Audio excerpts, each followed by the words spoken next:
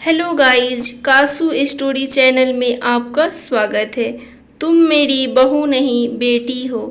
शाम को गर्मी थोड़ी थमी तो मैं पड़ोस में जाकर प्रिया के पास बैठ गई।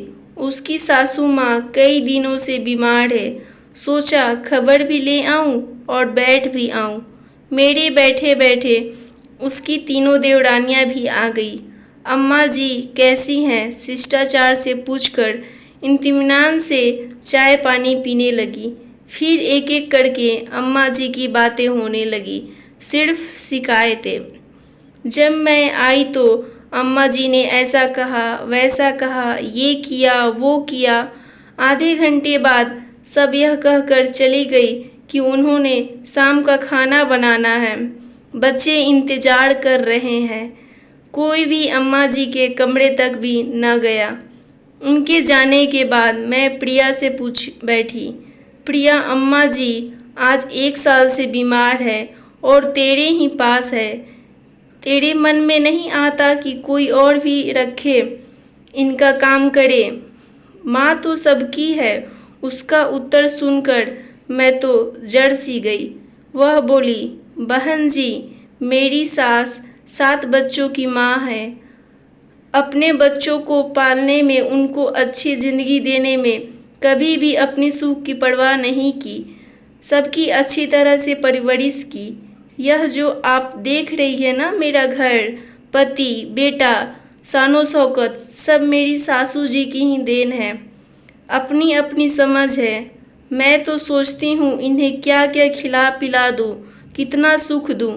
मेरे बेटे बेटी अपने दादी माँ के पास सुबह शाम बैठते हैं। उन्हें देखकर वह मुस्कुराती है। अपने कमज़ोर हाथों से वह उनका माथा, चेहरा और शरीर सहलाकर उन्हें जी भरकर दुआएं देती है। जब मैं इनको नहलाती खिलाती पिलाती हूँ और इनकी सेवा करती हूँ तो जो संतुष्टि के भाव मेरे पति के चेहरे पर आते हैं, उसे देखकर मैं धन्य हो जाती हूँ। मन में ऐसा एहसास होता है जैसे दुनिया का सबसे बड़ा सुख मिल गया हो। और मुझे भी खूब दुआएं देती है और कहती है, तू मेरी बहू नहीं बेटी हो। मैं तुम्हारे लिए बस यही प्रार्थना करती हूँ कि तुम्हारे बच्चे तुम्हें अपनी पलकों पर सजाए रखे, तुम्हें किसी चीज़ की कमी ना हो। बस उनकी यही दुआ दिल को बड़ा सुकून देती है। ऐसा लगता है जैसे मैंने अपने बुढ़ापे का इंतज़ाम कर दिया हो। और वह फिर बड़े उत्साह से बोली, एक बात और है, ये जहाँ भी रहेंगी घर में खुशहाली ही रहेगी। यह तो मेरा तीसरा बच्चा बन चुकी है। और यह कहकर वो सुबक कर रो पड़ी। मैं इस ज़माने में उसकी यह समझदारी देखकर हैरान थी।